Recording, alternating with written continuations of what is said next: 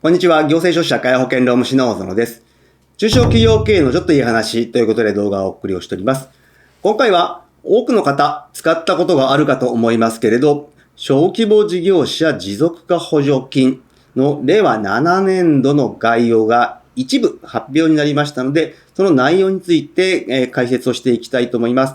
この小規模事業者持続化補助金は販路開拓に最適な補助金、そして金額も大きいものではありませんけれど、比較的取り組みやすい補助金の一つというふうに思います。すべての申請類型が発表されているわけではないんですけれど、現時点で分かっているものを解説をしていきたいと思います。今回の概要ですけれど、まずは小規模事業者持続化補助金とはどういったものなのか、この概要について、そして現時点で発表されている申請の類型と詳細について、また特例というのがありますので、特例についての詳細、そして小規模事業者持続化補助金でどのような経費が対象になるのかという対象経費と注意点、その他、小規模事業者持続化補助金は販路開拓に最適な補助金ではありますけれど、その他で使える補助金についてもご紹介をして、最後に注意点とまとめということになります。まずは小規模事業者持続化補助金とはどういったものなのかですけれど、こちらは小規模事業者等が経営計画を策定して商工会議所等の支援を受けながら販路開拓への取り組みと業務効率化、生産性向上を図るのを支援する補助金ということになっております。小規模な事業者とはどういった事業者なのかと言いますと、大きく業種によって3つに分かれてきて、商業サービス等でおければ、従業員数5名以下、宿泊娯楽業であれば20人以下、そして製造業その他であれば20人以下の事業を小規模と定義づけをしております。ただし人数要件を満たしていてもですね、医師ですとか医療法人だとか一般社団法人、公益社団法人、もしくは任意団体などについては申請対象外となっているので注意が必要。そして注意が必要なのは経営計画を策定をして商工会議所等の支援を受けながらということになりますので、もちろん経営計画を作らなければいけない。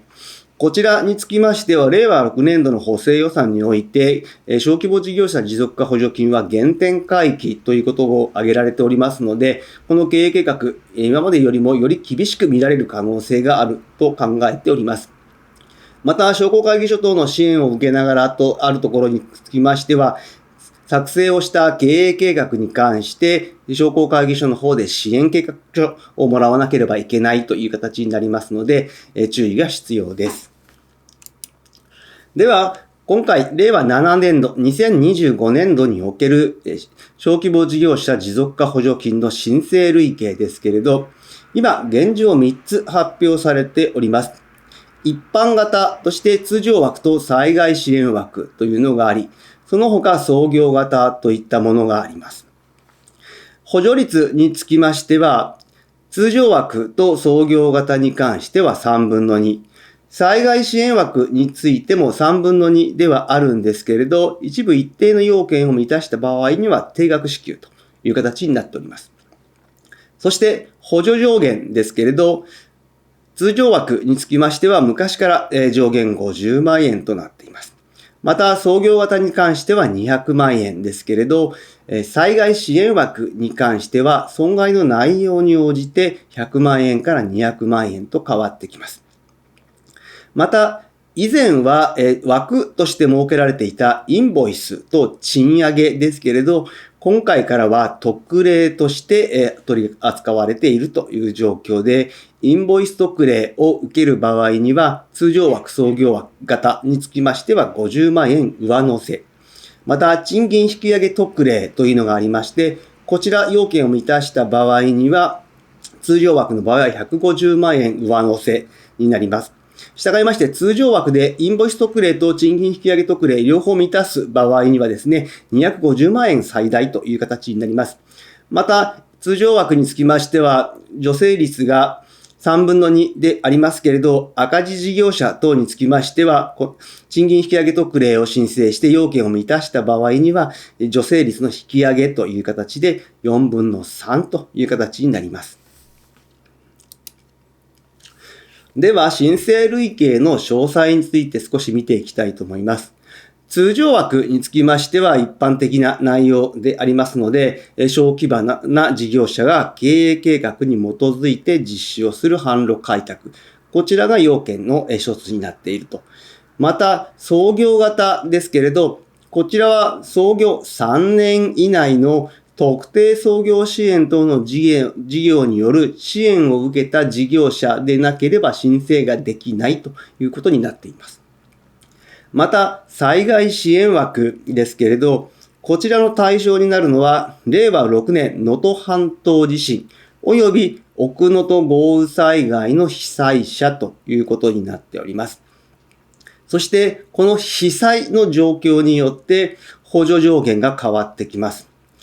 直接損害を受けた方、直接被害の方につきましては、例えばですね、事業用資産に、損壊等の直接的被害があった場合は上限が200万円ですけれど、間接的な被害、売上減少等の被害を受けている場合には上限が100万円という形になっております。ただしですね、それぞれ一定の要件を満たした場合には、上限100万円、上限200万円ではなく、定額支給という形になっております。そして、特例というのがありますけれど、特例につきましては2つ設けられております。一つはインボイス特例と言われるもの。そしてもう一つは賃金引き上げ特例と言われるものになっております。インボイス特例につきましては要件を満たした場合には50万円補助上限上乗せ。また、賃金引き上げ特例を満たした場合には150万円上乗せという形になっております。仮にですね、通常枠のように両方満たせる場合にはですね、200万円上乗せという形になります。このインボイス特例ですけれど、こちらは2021年9月の30日から2023年9月の30日までの間、一度でも免税の事業者であった方、もしくは免税事業者であることが見込まれる方については要件を満たす。またその他にですね、2023年10月1日以降、創業をして、インボイス事業者登録をした方もですね、インボイス特例を受けることができるということになっております。また、賃金引き上げ特例につきましては、こちらは事業場内最低賃金を50円引き上げということになります。そしてですね、赤字の事業者の方につきましては、補助率が3分の2から4分の3に引き上げられ、なおかつ優先採択をされるということになっております。対象経費ですけれど、注意をしてほしいのはですね、まず一つは機械装置等については100万円以上の場合は見積もりが必要ということになっている。また、動画制作、行う場合もあるかと思いますけど、このウェブ関連、動画制作関連は広告費ではなくウェブサイト関連費になるということ。そして、ウェブサイト関連費の単独申請はできず、なおかつ補助金申請額の申請4分の1が上限、金額は50万円が上限となっているので注意が必要です。その他、展示会等の費用は、オンラインにおける展示会、商談会も OK という形になっており、旅費についても対象ではありますけれど、支給基準がありますので注意が必要。また、新商品開発費として原材料を購入する場合もあるかと思いますけれど、その場合、用途はサンプルのみという形になって、使用分のみ、補助対象期間内に使い切りが原則で、使った分だけ対象という形になります。また、借料についても対象にはなりますけれど、事業所の家賃は対象になりませんので注意が必要です。対象経費においての注意点としては、自動車等の車両は対象外ということ。そして、免許や特許等の取得、登録費用も対象外。また、一番多いのが、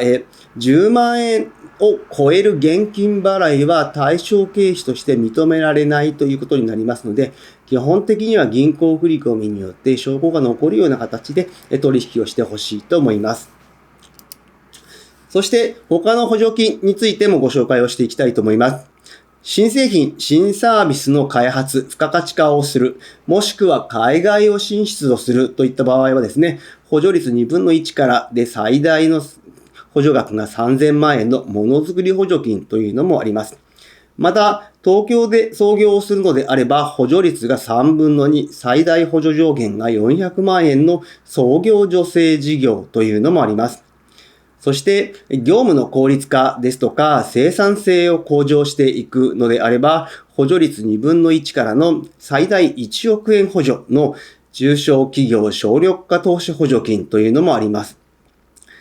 また、以前行われてました事業再構築補助金の後継版とも言われておりますけれど、新規事業展開に関しましては、補助率2分の1、最大9000万円の新規事業進出補助金というのもありますので、ご自身の事業計画の内容に合わせて補助金を選んでみてほしいと思います。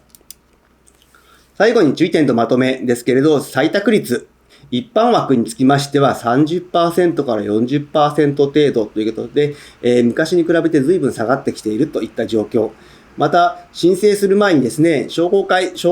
議所等で事業支援計画書、様式4を発行してもらう必要がありますので、早めの準備が必要です。この小規模事業者持続化補助金、完了して終わりではなく、さらにその1年後にですね、事業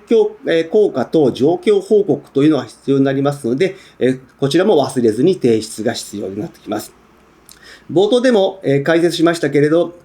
事業計画の内容をより厳格に見ていくというようなスタンスでありますので、事業計画の作り込みというのをしっかりと行ってほしいと思います。